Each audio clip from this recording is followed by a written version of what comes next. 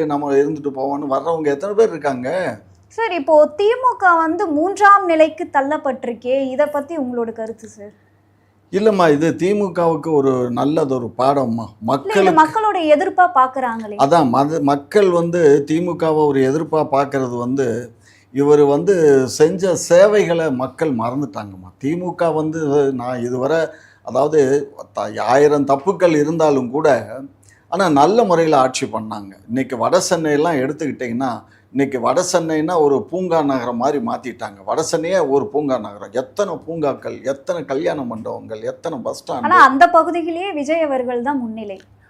அதைத்தான் சொல்கிறேன் நான். அந்த பகுதிகள் எல்லாமே வட சென்னை பூரா அவ்வளோ டெவலப்மெண்ட்டு. தென் சென்னையில் எதுவுமே அவங்க பண்ணலை. வட சென்னை ஏன்னா ஒரு வடக்க வாழுது தெற்க தேயுதுன்னு சொல்லுவாங்க இந்திய அளவில். ஆனால் இப்போ இந்திய அளவில் தெற்க வளருது, வடக்க தேயுது. ஆனால் தமிழ்நாட்டிலையும்